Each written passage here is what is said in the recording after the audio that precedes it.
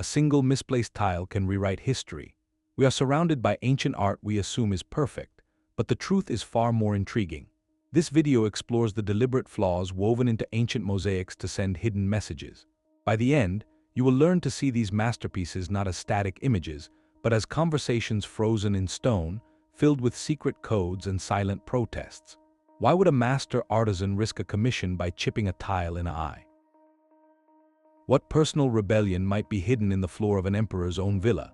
We will journey from lavish Roman homes to the sacred spaces of Byzantine churches to uncover a secret language hiding in plain sight. These intentional imperfections were protective charms, mathematical ciphers, and acts of quiet courage. They challenge everything we think we know about ancient craftsmanship and historical truth. When you next stand before a beautiful mosaic, will you see only the picture, or will you listen for the whisper hidden within it?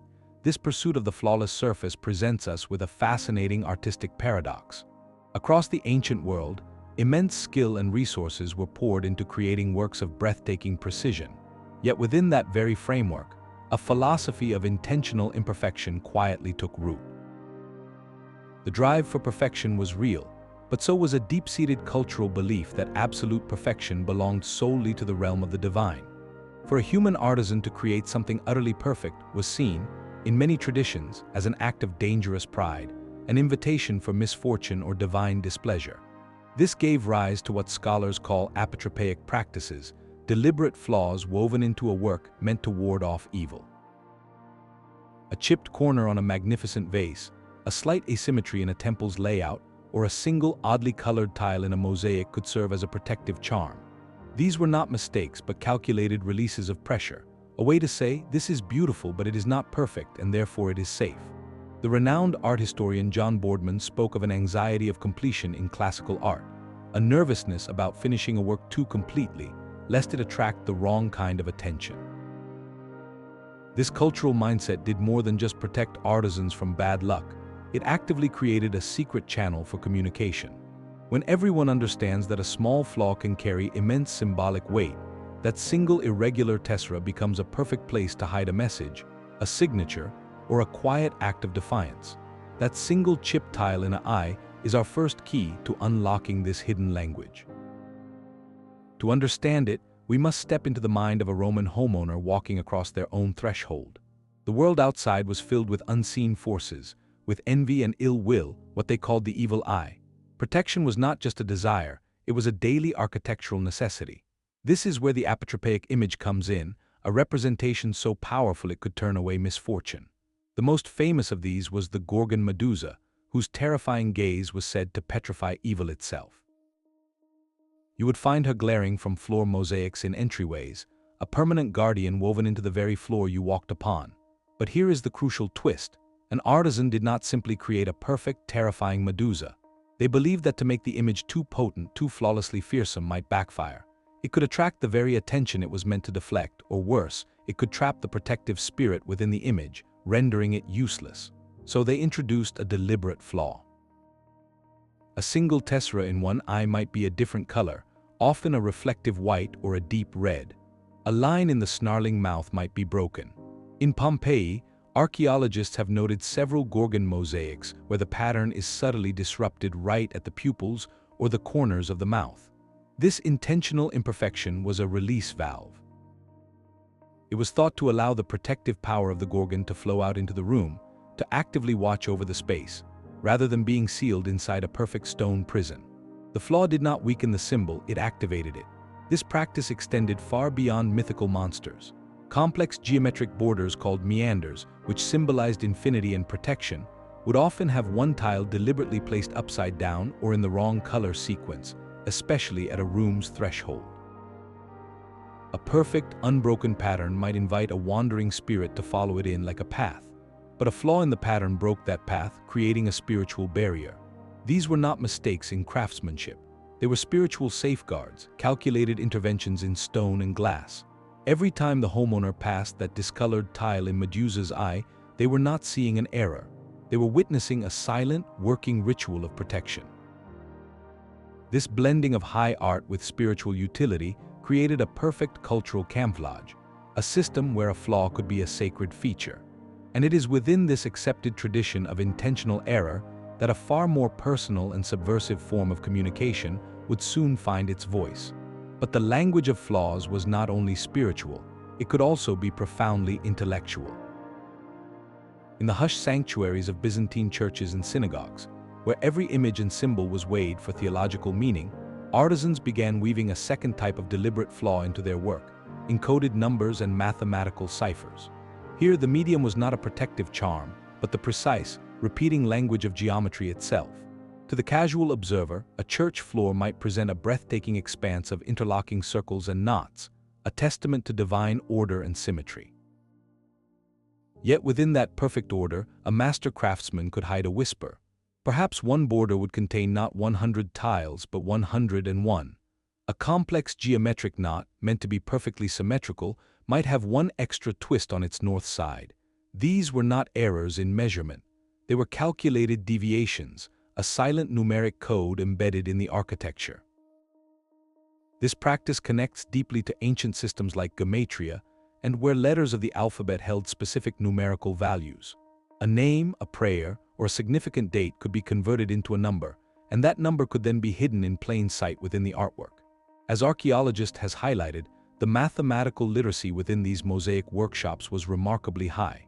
Artisans were not just laying tiles, they were working as geometers and cryptographers. A powerful example comes from ancient synagogue floors. Researchers have studied mosaics where the tessellation pattern seems oddly disordered in one section. But when the tiles in that specific area are counted, the total corresponds to a numerical value that spells out a donor's name or references a crucial year in the community's history. It was a permanent, public record of contribution and faith, visible to all but readable only to those who knew the key. This mathematical layer transforms the mosaic from a simple picture into a multidimensional text. It tells us that these spaces were not just for worship, but for layered communication, where art, mathematics, and identity intertwined. And if a craftsman could hide a name or a date within a geometric flaw, what far more dangerous message might they conceal when the art itself became a political statement? This same language of deliberate flaws could become a weapon of the powerless. When art is commissioned to celebrate a ruler's absolute power, it becomes a stage for a dangerous game. An artisan, forced to create a mosaic glorifying an emperor or a general, might weave a quiet critique into the very fabric of their praise. This was subversion in stone, a protest visible to all but recognizable only to those who knew how to look. One powerful method was the hidden face.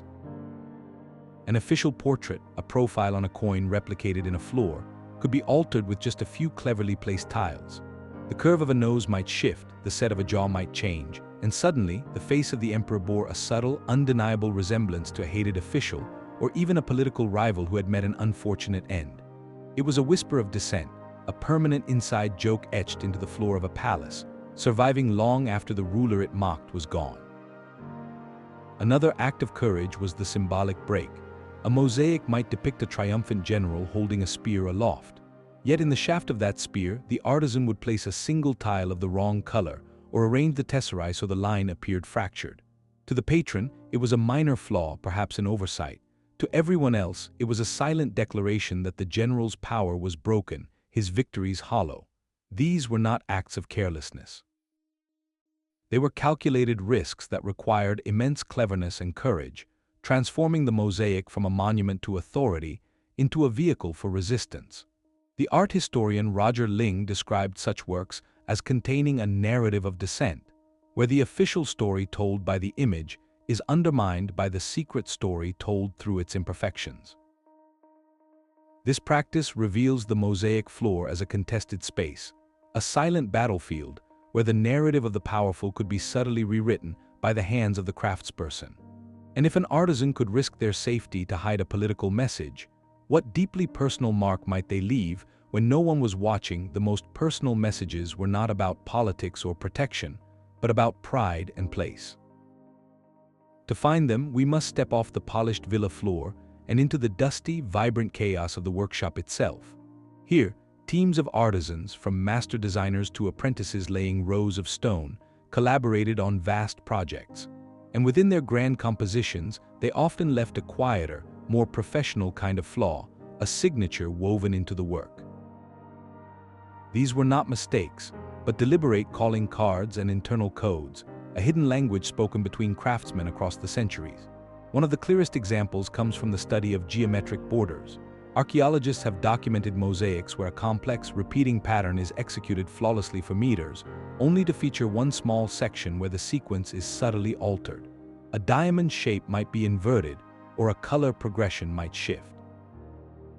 At first glance, it looks like an error, but when compared to excavation records, that same unique flawed sequence has been found on mosaics in different buildings across a city, and crucially, it matches a symbol stamped on clay lamps or tools discovered at the site of a specific workshop.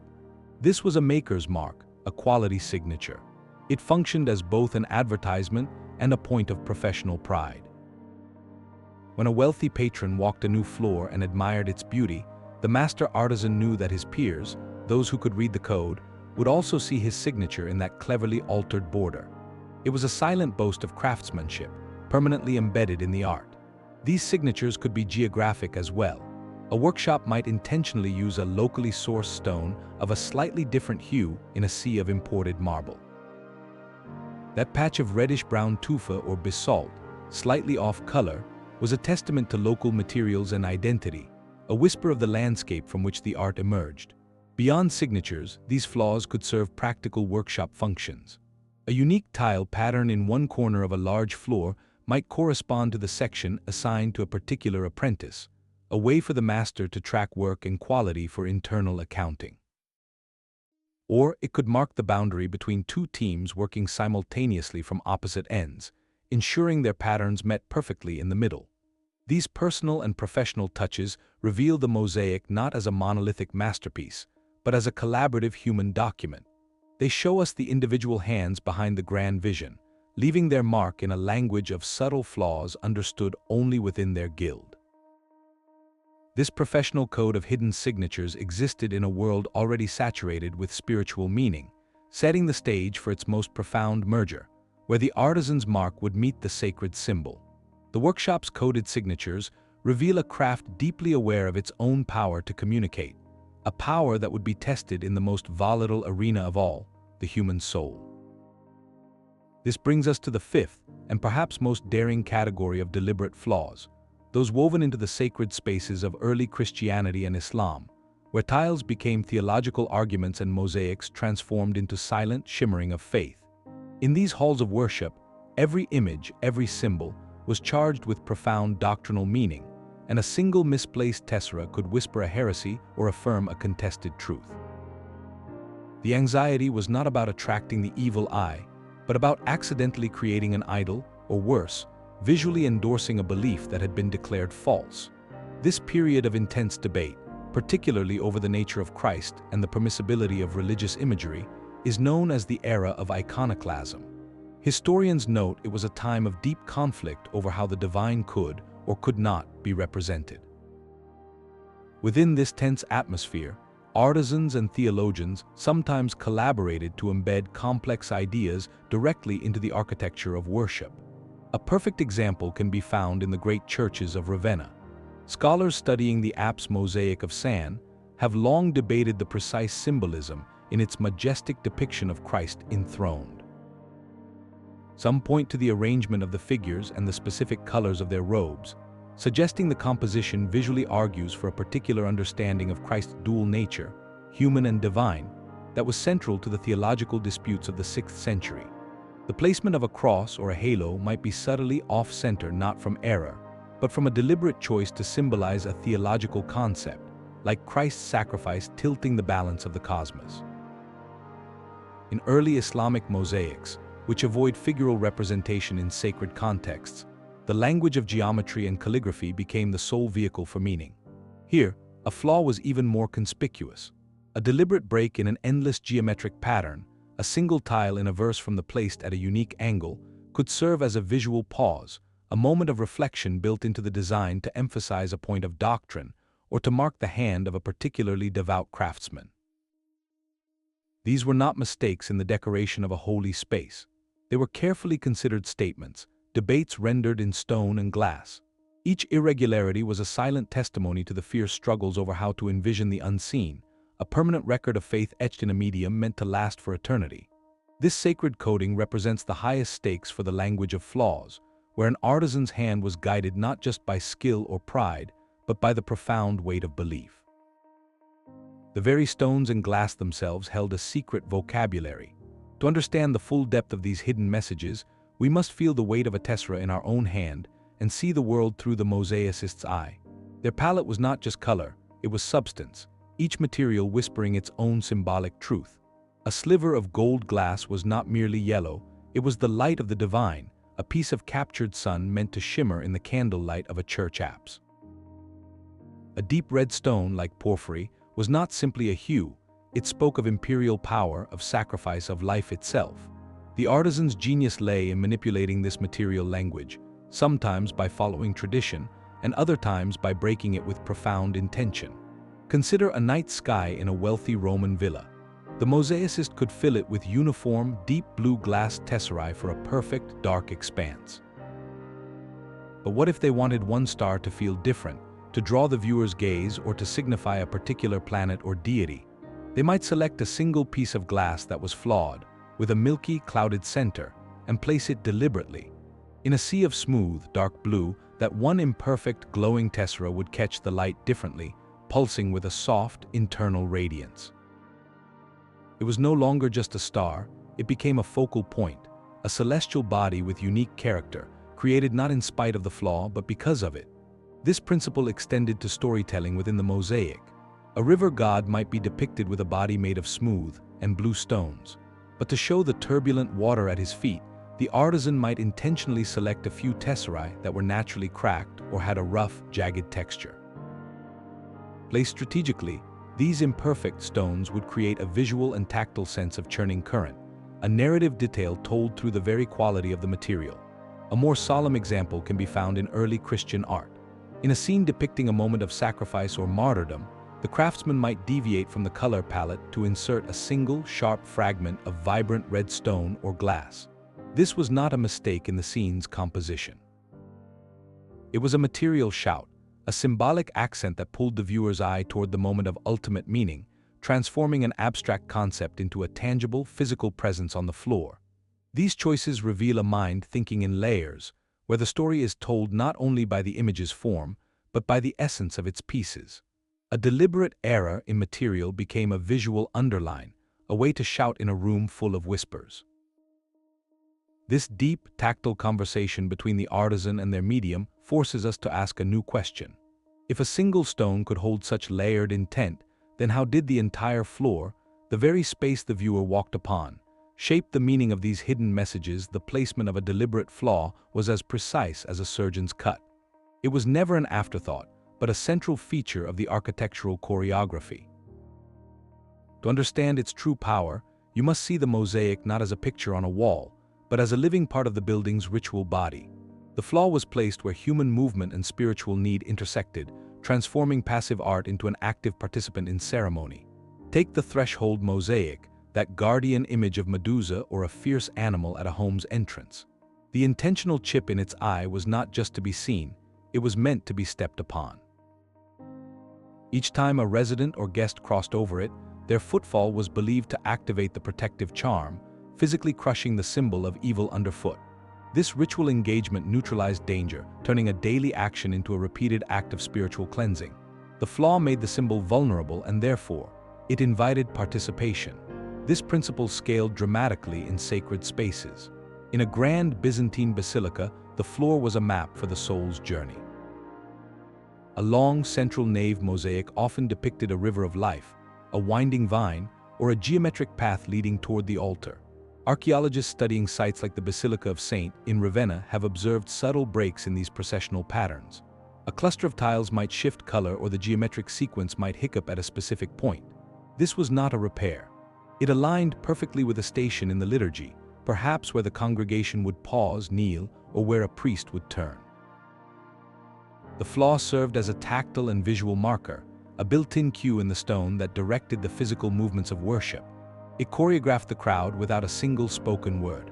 The most profound placements were at the focal points of spiritual energy. Near an altar or above a tomb, a mosaic's imagery reached its peak intensity. Here, a deliberate flaw took on a directing role. In early Christian burial chambers, a ceiling mosaic might depict Christ as the Good Shepherd.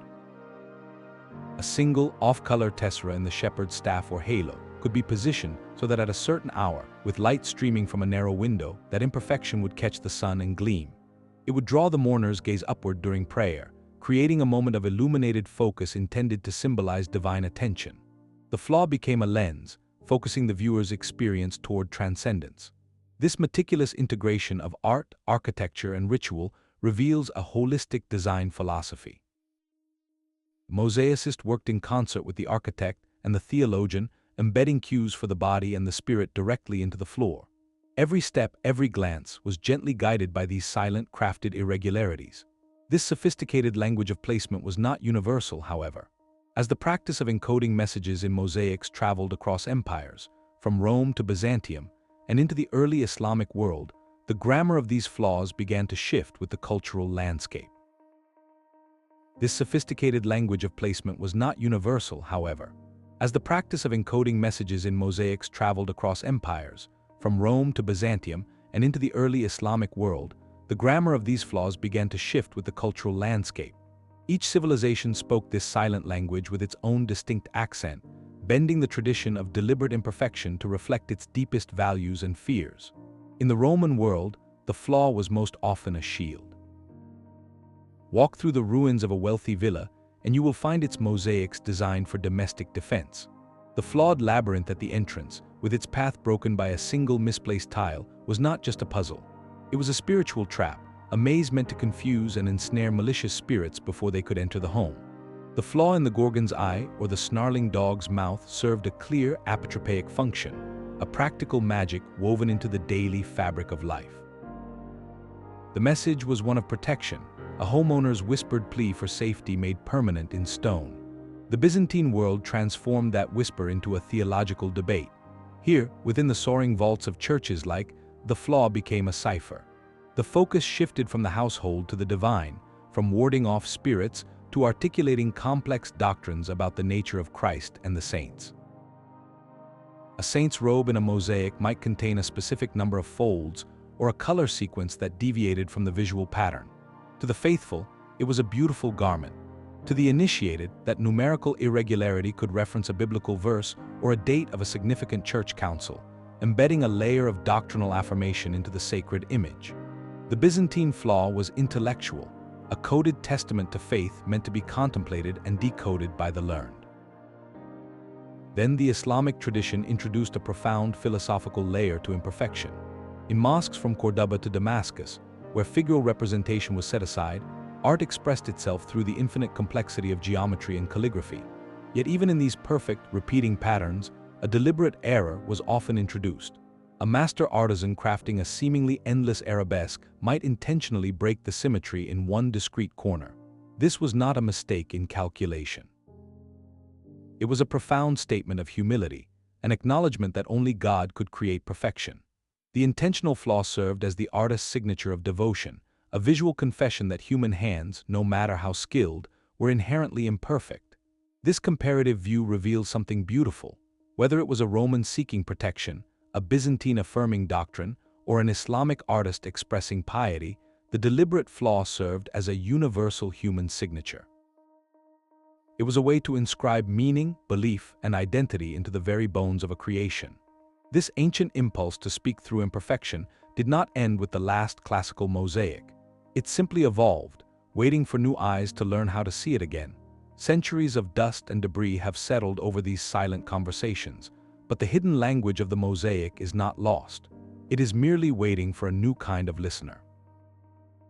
Today, the quiet whispers in stone are being amplified by a symphony of modern technology, allowing archaeologists and art historians to become detectives of the deliberate flaw.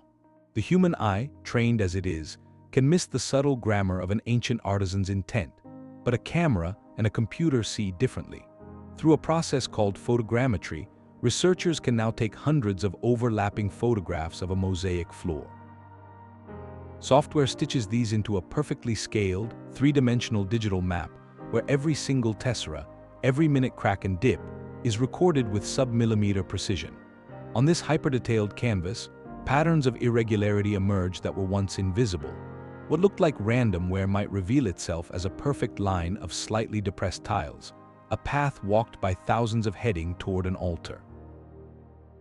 A cluster of discolored tesserae might align into a distinct shape, a hidden symbol only readable from a bird's-eye view the original artist never had. Other tools listen to the light itself. Reflectance transformation imaging, or RTI, involves taking dozens of photographs of a mosaic surface with light projected from different angles. This creates an interactive digital file where a researcher can virtually move the light source across the image. Suddenly, the subtlest surface variations leap into view. The gentle, intentional bevel on the edge of a key tile, designed to catch candlelight, becomes obvious. The difference between a tile worn smooth by centuries of footsteps and one that was originally placed slightly proud of its neighbors becomes a clear fact. This is crucial for the most difficult judgment call, distinguishing an ancient repair from an original, meaningful flaw. Conservators in the field speak of this as the central puzzle. A patch of mismatched tesserae could be a later, clumsy fix after earthquake damage, or it could be the artisan's signature, a material protest, or a sacred marker.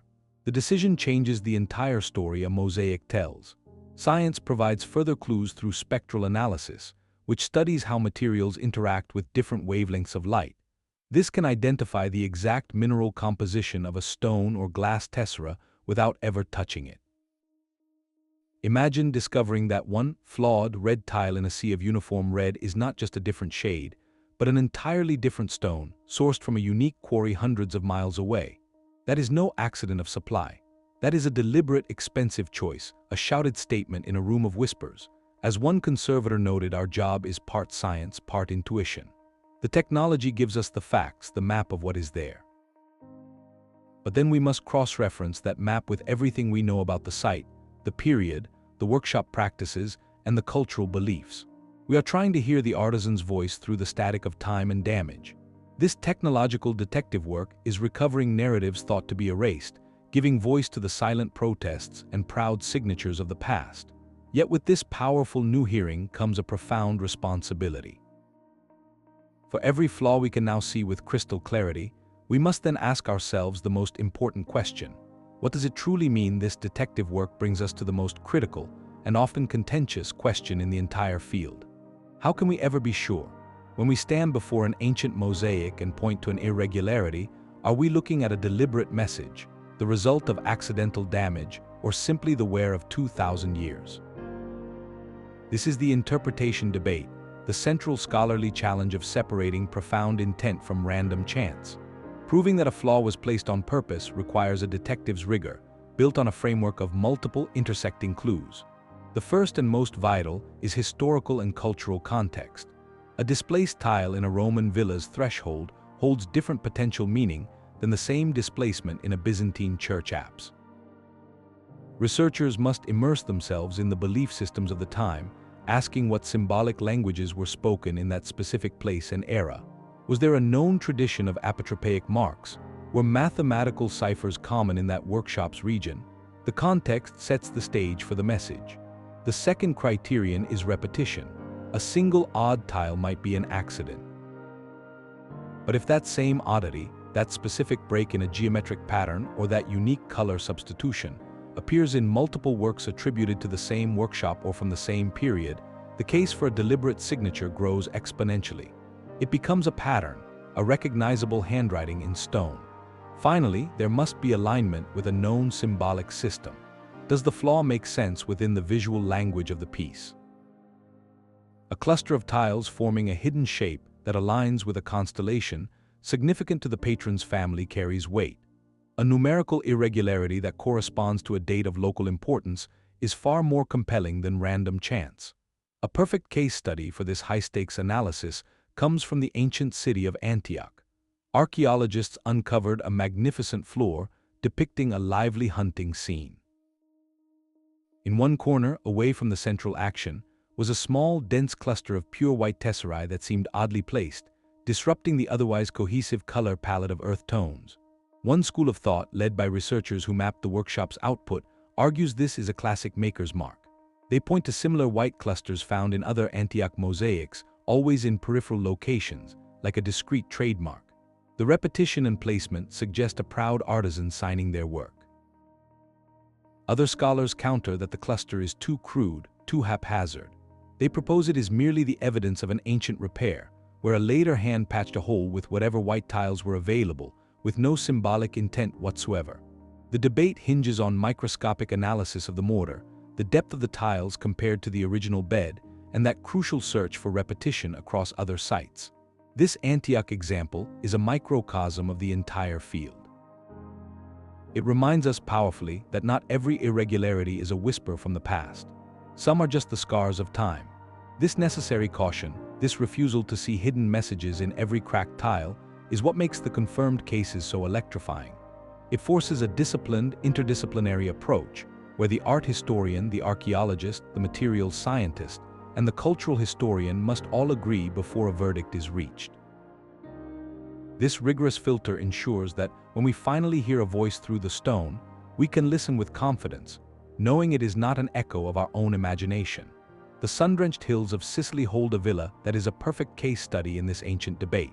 The Villa Romana a sprawling imperial estate from the 4th century, is world-famous for its vibrant mosaics, especially the scene of athletic women in garments resembling bikinis.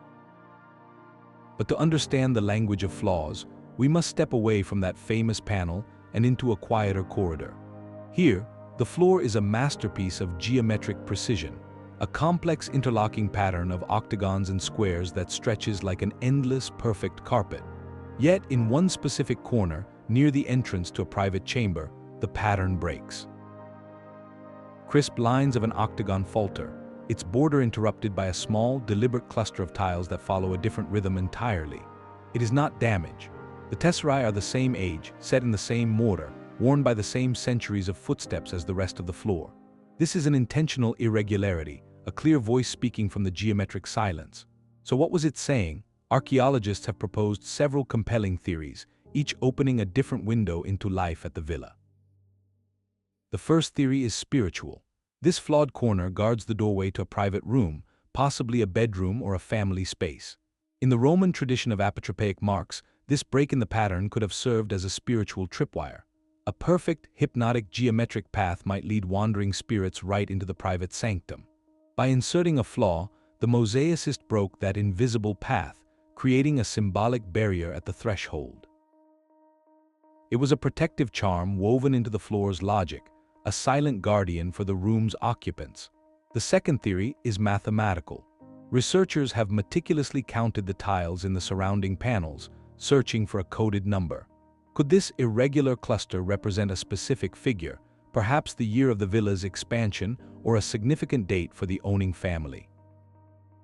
Some have noted that the number of tiles in the anomalous section corresponds to a numeral that appears in other parts of the estate, hinting at a possible numeric signature repeated throughout the property, a kind of architectural watermark. The third, and perhaps most human, theory points to the workshop itself. This villa's construction was a massive undertaking, requiring multiple teams of mosaicists working in concert. The flaw's location, at a clear boundary between two major sections of the geometric field, aligns perfectly with a practical need. It could be a seam marker, indicating where one team's work ended and another's began, a necessary reference point for ensuring the grand pattern aligned perfectly when they met in the middle. Alternatively, that unique cluster of tiles might be the subtle signature of the lead artisan or the local workshop, a proud professional boast hidden in a corner of the emperor's floor. Walking that corridor today, you feel the weight of these possibilities. The flaw is a single question etched in stone, with multiple true answers. It could be all three at once, a protective charm, a hidden number, and a craftsman's signature, layered into one clever arrangement of colored stone. This is the beautiful complexity of the deliberate flaw. It refuses to give up a single, simple meaning. Instead, it offers a puzzle that deepens our connection to the past, forcing us to see the villa not as a frozen museum, but as a living space where spirituality, mathematics, and human labor converged underfoot.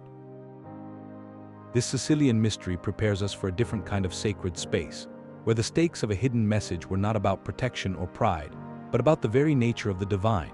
But for a message of true imperial power, we must travel to the heart of an empire, to a building that both gravity and time.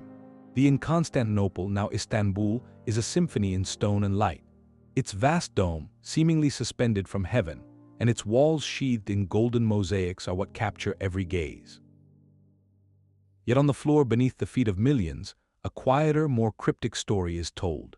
The nave is paved with magnificent opus sectile, a technique using large, intricately cut slabs of colored marble to form geometric patterns. These are not tiny tesserae, but great panels of porphyry, verd antique and Thessalian green, fitted together like a colossal, polished puzzle. In this majestic expanse, one panel stands apart.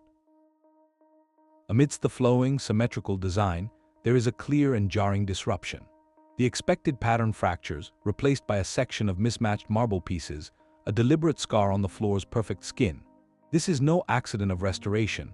The materials are ancient, contemporary with Justinian's great 6th century rebuild.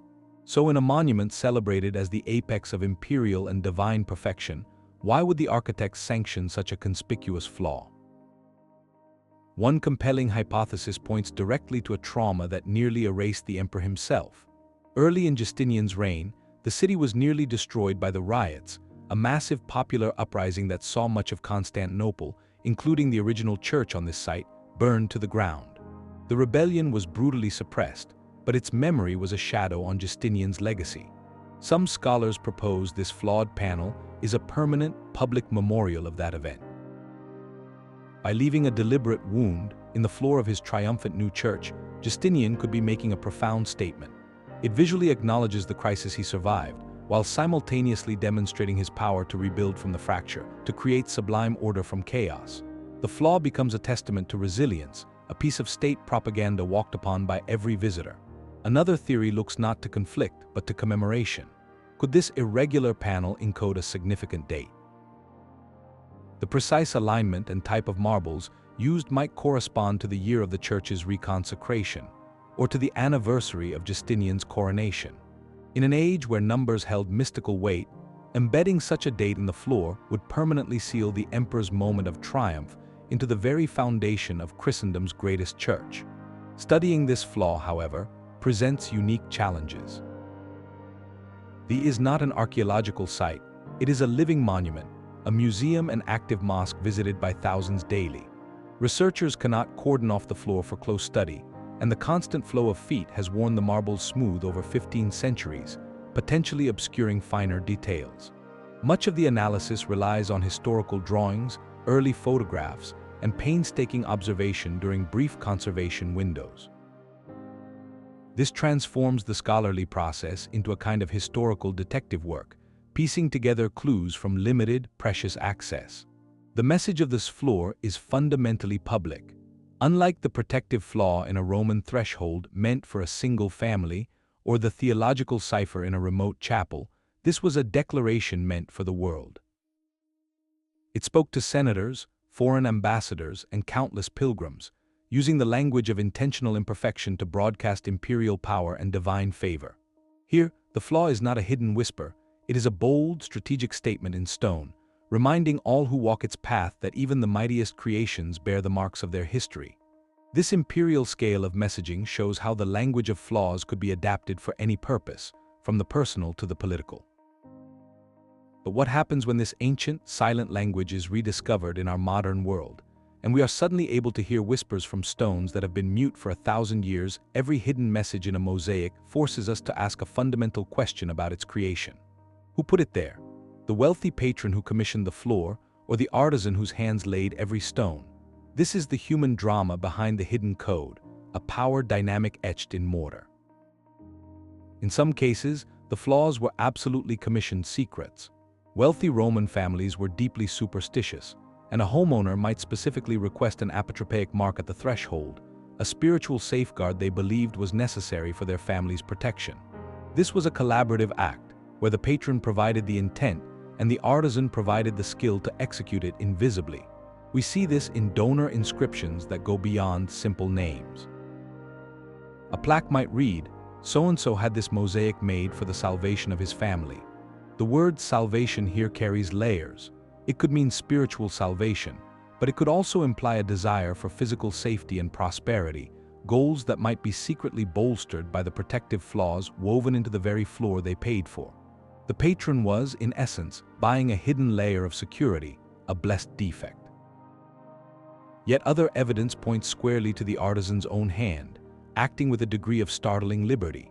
Consider the mathematical ciphers hidden in geometric borders. A wealthy patron likely did not sit with the mosaicist and specify, "Hide the number equivalent of my mother's name in the third panel." That requires a specific, technical knowledge of gematria or local numeric codes that was the craftsman's domain. This was the artisan's signature, their professional pride, or even their own devotional act. In early Christian catacombs, simple mosaics on tombs were often the work of humble workshops. A small, off-color tile placed in a symbol of a fish or a lamb might have been the mosaicist's own quiet prayer for the departed, a personal gesture of faith added without the commissioning family's explicit knowledge. This is where the idea of silent protest gains its power. An artisan forced to glorify a cruel official could not openly refuse, but by subtly altering a face or breaking a line in a spear, they could reclaim a sliver of moral authority, leaving a permanent critique that only their peers might understand. The patron, admiring their own glorified image, would likely never notice the sabotage. The truth likely lives in a complex middle ground, shaped by the artisan's own spiritual beliefs. A craftsman working on a church floor was not a mere laborer, they were a participant in creating a sacred space. Their theological understanding and personal devotion could directly influence the work. If the artisan held a particular reverence for a saint or a nuanced view of a doctrine, they might embed that belief into the mosaic through a symbolic flaw, with or without the theologian's direct instruction. This transforms the mosaic from a simple transaction into a layered spiritual document, bearing the fingerprints of both the patron's wallet and the artisan's soul. This collaborative tension, this dance between instruction and intuition, is what breathes true life into these ancient floors. It reminds us that art is never just a product. It is a conversation, sometimes harmonious, sometimes fraught, but always human. This perspective transforms the artisan from a simple craftsman into a theologian of the trowel. For many mosaicists in late antiquity, especially those working within monastic communities or on sacred commissions, the labor itself was a profound spiritual exercise. Each day spent sorting stones, mixing mortar, and placing tesserae was not merely a job, it was a form of moving prayer, a meditation performed with the hands. In this mindset, the pursuit of flawless beauty was not about personal glory, but about honoring the divine order. Yet, a perfect human creation risked the sin of hubris, of pretending to godlike infallibility. This is where the intentional flaw finds its deepest devotional meaning. By weaving a small, deliberate irregularity into the work, the artisan was performing an act of humility. It was a visual confession, a permanent acknowledgement that only God creates perfection, and that human hands, no matter how skilled, are inherently limited. This philosophy is echoed in monastic rules and writings of the time, which often spoke of craftsmanship as a path to spiritual discipline, where the acceptance of one's own imperfection was a step toward grace. A beautiful example of this comes from early Coptic Christian art. In some floor mosaics from Egyptian monastic sites, a complex geometric pattern will contain a subtle break, a place where the sequence of colors or shapes shifts. When studied closely, researchers have noted that this error often occurs in a number or arrangement that corresponds to the form of the Coptic cross, or aligns with a significant number in Coptic liturgy. This was not a signature or a protective mark in the traditional sense. It was a pious inscription, a symbol of faith hidden within the fabric of the design, meant to be seen by God and perhaps understood by fellow believers. It frames the flaw not as a mistake to be hidden, but as a sacred feature to be contemplated. This devotional layer connects the mosaicist's work to the broader symbolic languages of the ancient world, where every material, color, and number held potential meaning. The artisan was not just building a floor, they were constructing a theological argument, one deliberate tile at a time. Their humility, etched in stone, becomes a powerful bridge between human effort and divine mystery, leaving us to wonder how such a personal, spiritual practice could possibly be detected after centuries of silence.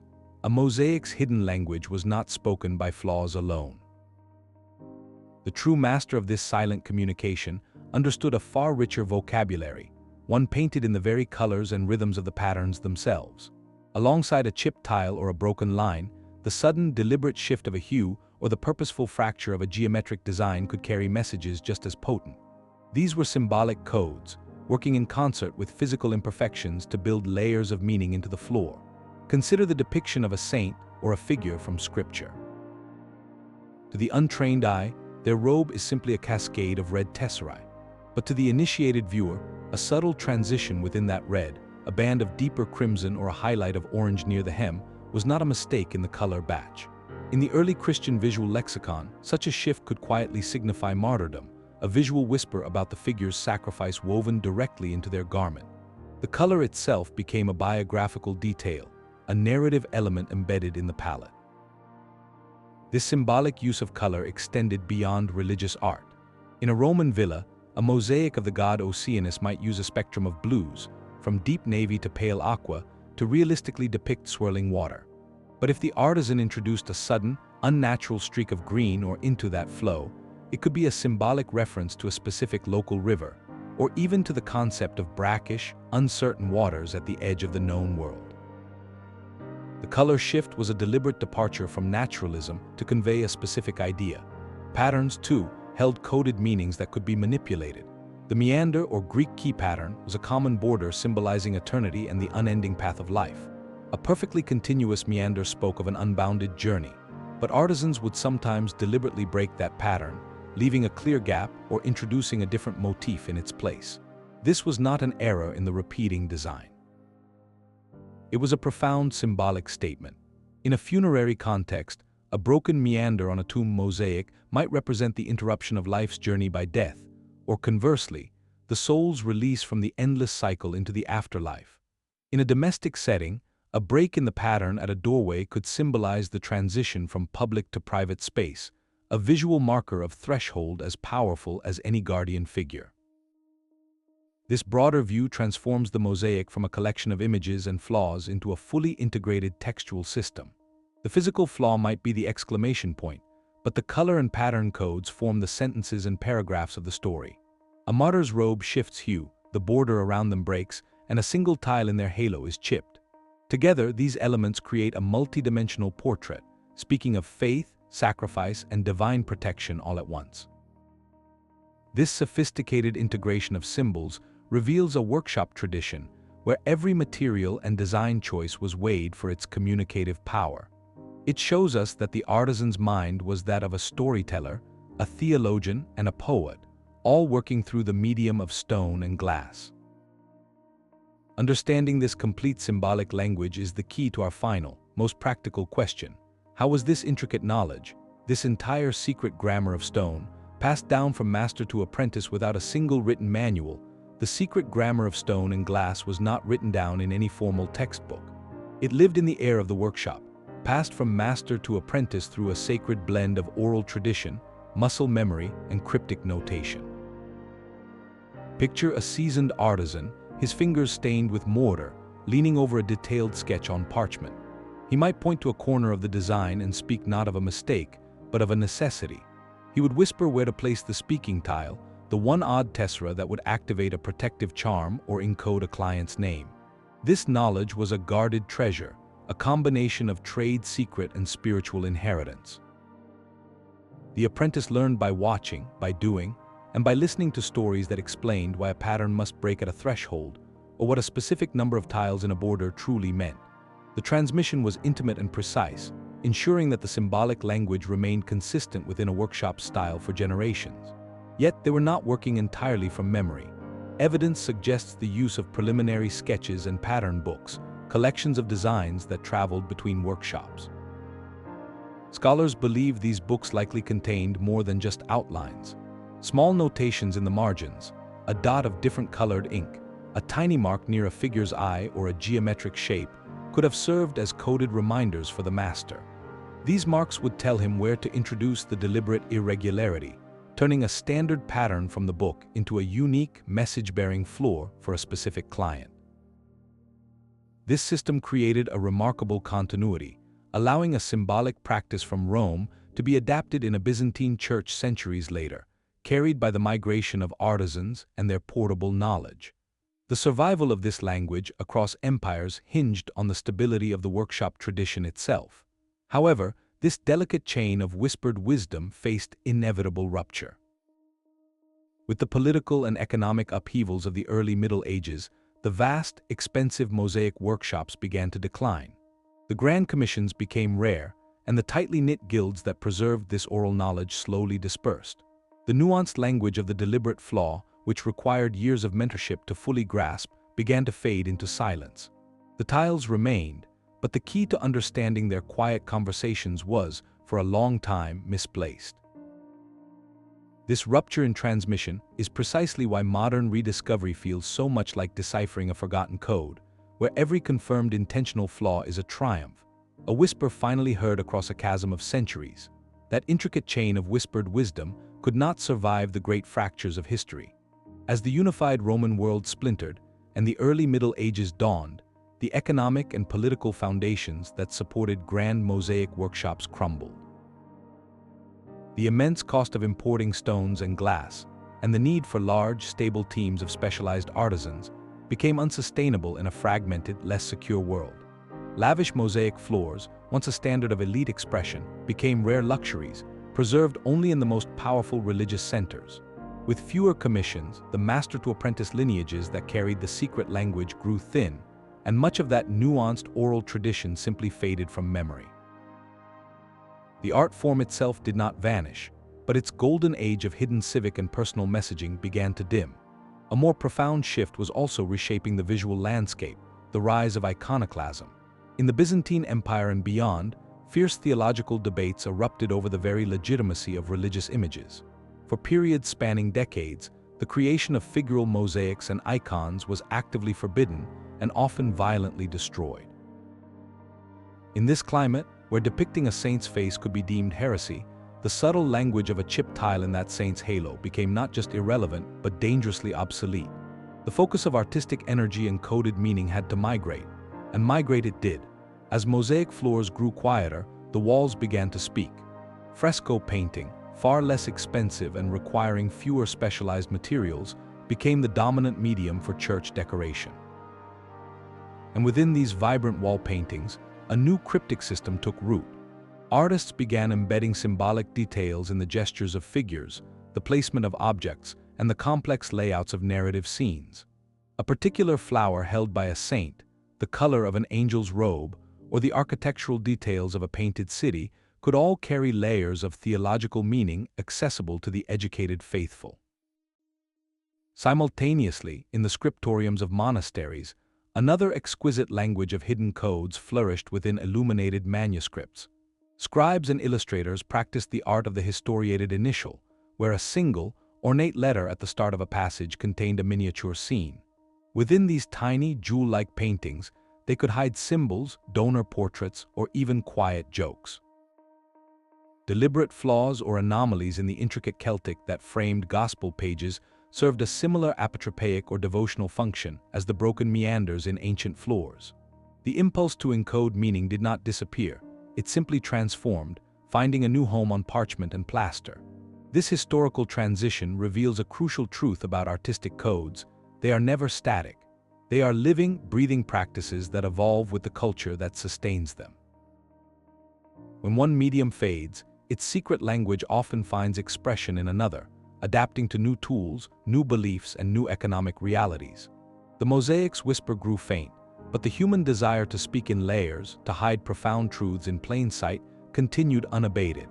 This legacy of intentional imperfection was merely dormant, waiting for a future generation of artists to rediscover its power and purpose. The human desire to embed secret messages in art never truly vanished. It simply found new canvases. Today, a quiet but powerful revival is, as contemporary artists look back to those ancient mosaicists for inspiration, consciously weaving intentional imperfections into their work. This modern practice is not about superstition or hiding from political powers, but often serves as a poignant commentary on our own era's obsession with digital perfection and mass production. In a world of flawless filters and identical machine-made objects, The deliberate flaw becomes an act of rebellion, a reclamation of the human hand and the stories it carries. One artist, working in the tradition of Byzantine mosaics, might spend months creating a breathtaking portrait, only to embed a single tessera crafted from pulverized smartphone glass or fragments of a recycled bottle. That one flawed piece, shimmering with a different texture, is not a mistake. It is a silent question about consumption and legacy, a whisper about what our own civilization leaves behind, transformed into beauty. Another might create a vast geometric floor piece, meticulously ordered, but then scatter a trail of irregular, hand-shaped stones through the pattern, mimicking a path walked by generations. This deliberate disruption speaks to the individual journey within systemic order, a personal narrative breaking through the grid. These artists are not copying ancient techniques. They are engaging in a conversation across time, using the same visual language of intentional irregularity to discuss modern anxieties about the environment, identity, and mental well-being. The flaw is no longer a protective charm against spirits, but a shield against the erasure of individuality in a homogenized world. This bridge between past and present reveals something fundamental. The impulse to hide meaning in imperfection is a timeless strand of human creativity. It tells us that art has always been more than decoration. It is a vessel for our deepest concerns, our quietest protests, and our most personal marks of existence. And just as these modern artists look to the past for inspiration, their work reframes how we see the ancient mosaics themselves, not as relics, but as active participants in an ongoing story. This living dialogue between then and now is precisely what fuels the next great adventure, the modern hunt for these hidden messages, where anyone with a curious eye can become a detective. The hunt for these whispers is no longer confined to scholars in dusty archives. Today, anyone with an internet connection and a sharp eye can join the search, turning the quest into a global, collaborative puzzle. Museums and archaeological institutes are now uploading vast digital libraries of high-resolution mosaic images, scanned with such detail that you can see the individual grit in the mortar. These online portals have become the new frontier of discovery, inviting citizen scientists from all walks of life to comb through pixels where professionals may have only had minutes to look. The process is simple yet profound. A teacher in Toronto, a retired engineer in Lisbon, or a student in Tokyo can zoom in on a mosaic from a villa in Pompeii or a church in Jordan, studying it for hours, looking for the subtle grammar of the deliberate flaw. This democratization of research has already yielded fascinating results. One compelling story involves an amateur historian with a background in data analysis, who was casually browsing an online collection from a major European museum. She became fascinated by the geometric border patterns in a series of Roman mosaics, all attributed to the same region. Noticing a tiny, recurring anomaly, a specific color sequence that broke the pattern in what seemed like a random way, she began tracking it. Plotting the occurrences on a map, she realized these flaws appeared most frequently in mosaics found in homes near a particular crossroads, a known hub for a specific artisan guild in the 2nd century. Her observation, submitted through the museum's digital portal, provided archaeologists with a new, tangible clue for mapping the economic and professional networks of an ancient city. It was a connection made not through excavation, but through pattern recognition across a digital continent. This collaborative spirit highlights a thrilling truth: the conversation with the past is not over. New messages are waiting to be read, and the next crucial observation might come from you, simply by looking closer at a picture on a screen. This open-ended, participatory mystery stands in stark contrast to the closed, often sensationalized stories that have grown up around these ancient artworks, tales we must carefully separate from the whispers in the stone. This thrilling hunt for hidden messages carries its own risk, a seductive pull towards seeing secrets in every shadow. It is crucial now to separate the plausible whisper from the shout of pure fantasy. Not every irregularity in a mosaic is a coded map or a rebel's signature. The romantic idea that ancient floors were primarily used by clandestine brotherhoods or as treasure guides is a modern story we sometimes project onto the past. The evidence points to a more grounded, yet no less fascinating reality. Most flaws served clear, documented purposes within their cultural context: spiritual protection, workshop signatures, mathematical records, or subtle political commentary. Scholars like those at the University of Oxford Center for the Study of Ancient Documents emphasize a methodical, evidence-based approach. They ask a series of disciplined questions. Does the flaw align with known practices from that era and region? Is it repeated in other works from the same workshop? Does its form connect to a symbolic system the original viewers would have understood? If the answer is no, we might simply be looking at later damage, a repair, or the honest wear of centuries.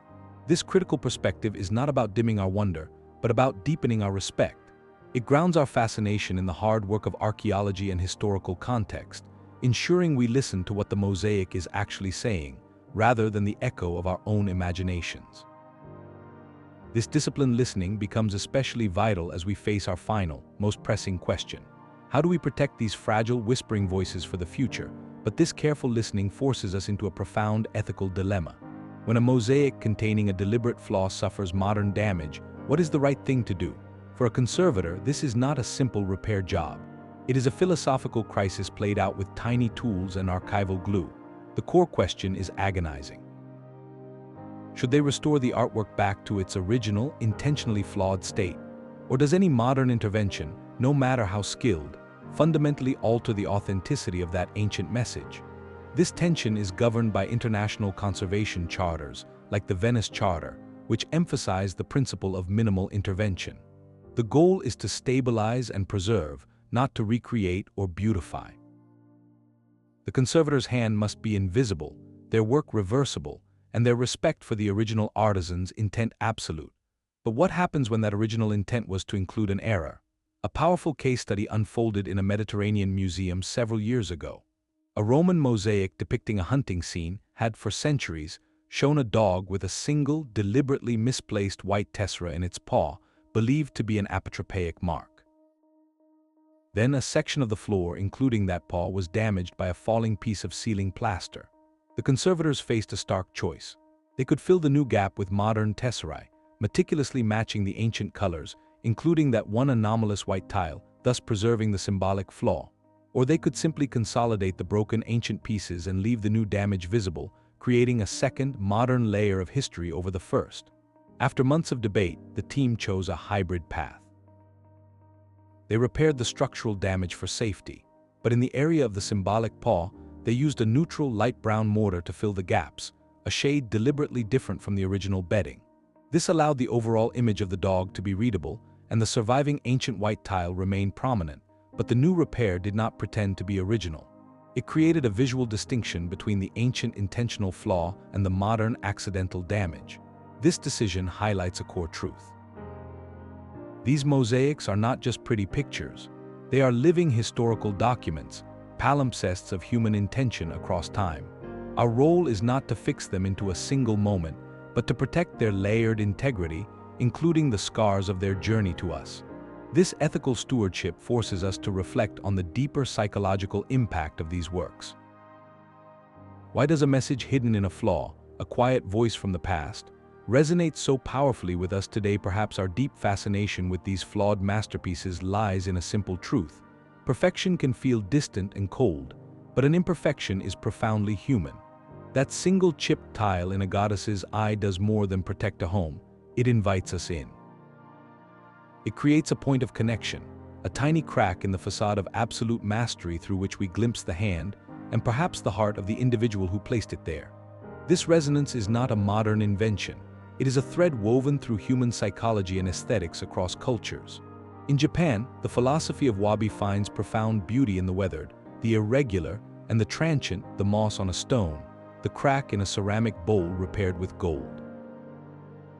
It is an appreciation for the marks of time and use, seeing them not as damage, but as a record of a unique life. The ancient mosaicist who chose a clouded piece of glass for a star was practicing a form of wabi centuries before the term existed, valuing the unique character of the flawed material to tell a richer story. Similarly, Western art perception studies have identified what is called the blemish effect, where a minor, intentional flaw in an otherwise symmetrical or realistic work can actually increase its appeal and memorability. That one break in a perfect geometric border pulls our eye, creates a point of interest, and makes the overall pattern feel more alive and less mechanical. The flaw creates a gentle tension that our minds enjoy resolving. It makes us active participants in the art, searching for meaning rather than passively accepting a finished product. This universal psychological pull explains the enduring power of these ancient messages. When we stand before a mosaic and sense a deliberate irregularity, we are not just analyzing history, we are feeling a kinship. We recognize the same impulse we might have to leave a personal mark, to express a quiet doubt, or to acknowledge that our best efforts are still touched by beautiful limitation. The artisan's hidden protest against an emperor, their coded prayer in a saint's robe, their proud signature in a corner, all these actions transcend their specific time. They speak to a shared human experience, the desire to be seen, to resist, to believe, and to say, "I was here." This connection across transforms the mosaic from a mere artifact into a living conversation. It becomes a historical document of unparalleled intimacy, one that records not only official events and artistic styles, but the whispers of individual consciousness, forever challenging the silent perfection of the stone. That single chip tile is more than a whisper, it is a primary source. While official histories were carved by the victors in marble halls, these mosaics capture the raw, unfiltered voice of lived experience. They are historical documents of unparalleled intimacy, written not in ink but in glass and stone. A chronicle of anxiety is embedded in the flawed labyrinth at a villa's entrance, telling us more about a family's daily fears than any imperial decree. The subtle color shift in a saint's robe in a remote chapel offers a clearer window into local theological debates than the formal pronouncements of a distant bishop. And the proud, geometric signature of a workshop, hidden in a corner, speaks volumes about professional identity and economic networks that tax records alone could never reveal. These are not the stories of emperors and generals, but of the individuals who built, decorated, and lived within their world. Every deliberate imperfection is a conscious choice, a decision that reveals a thought, a belief, or a quiet act of courage. This transforms the mosaic floor from a passive backdrop into an active participant in history. It becomes a snapshot of a moment, freezing not just an image, but a constellation of human concerns, from spiritual protection to artistic pride to political dissent. When we learn to read between the tiles, we gain access to a dimension of the past that official texts often ignore, the emotional and intellectual landscape of ordinary people. This perspective fundamentally elevates these artworks. They are no longer mere decoration to be admired for their beauty alone. They are vital testimony, a unique archive where the anxieties of a homeowner, the debates of a community, and the signature of a craftsman are preserved with startling clarity. We are only now, with new technologies and fresh perspectives, beginning to fully decipher this silent, layered text. The full story of these mosaics, with all their glorious, intentional flaws, is a book we have only just opened, inviting us to reconsider everything we thought we knew about the past and the quiet power of the human hand. That whisper in the masterpiece is an invitation to see history with new eyes. We have walked across floors that were far more than decoration, discovering a silent language spoken in chipped tiles and broken patterns. These deliberate flaws were never mistakes. They were protective charms against the unseen, mathematical ciphers encoding names and dates, quiet acts of rebellion against absolute power, and profound, personal statements of faith and humility. Each irregularity was a conscious choice, a message pressed into mortar by hands that understood the power of speaking without words.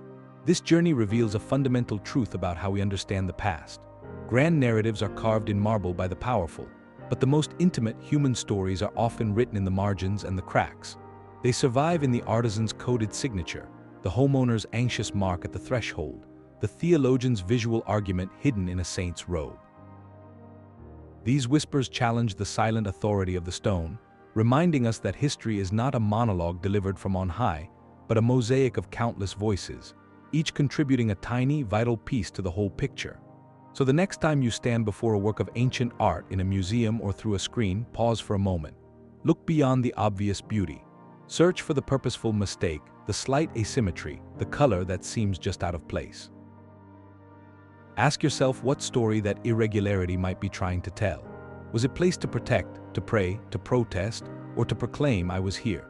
In doing so, you become part of that ongoing conversation, a listener to whispers that have traveled for centuries. We would love to hear what you discover. Share your thoughts on the most intriguing hidden message you have ever encountered in a work of art in the comments below. And if you enjoyed decoding this silent language with us, subscribe to join our community as we continue to uncover the layered secrets of the past, one story at a time. This ancient dialogue between perfection and purpose offers a quiet antidote to our own era. We live surrounded by flawless digital images and identical, machine-made objects, a world that often values seamless replication over the unique mark of a human hand. The mosaicist's deliberate flaw stands as a powerful counterpoint, a reminder that true meaning and connection often reside not in sterile perfection, but in the thoughtful irregularity, the choice that reveals a mind in a moment. It asks us to reconsider what we value, to see the beauty in the bespoke, the story in the scar, and the humanity in the handmade. Their legacy is an invitation to slow down and look closer, to seek the narrative within the noise. You now hold the key to a secret language. Your role as a decoder begins the moment you choose to see the world with this layered vision. Visit a local museum or historical site and stand before an old piece of craftsmanship, be it a quilt, a piece of pottery, or a stained glass window. Look for the slight asymmetry, the color that seems out of place, the stitch that breaks the pattern. Ask yourself the questions we have learned. Could this be intentional? What might it be saying? The practice extends beyond historical artifacts. In your own life, perhaps in a knitted scarf, a painted canvas, or a garden path you laid, consider the beauty of your own intentional imperfections, the choices that make the work uniquely yours. These are your modern tesserae, your contributions to an ongoing human story about identity and expression. The conversation started by those ancient artisans is not a closed book. It is an open invitation, a story that remains unfinished because it requires your eyes, your curiosity, and your interpretation to continue. Each new observer who learns to listen for the whisper in the stone becomes part of a chain, ensuring this silent, profound dialogue between maker and audience never truly ends.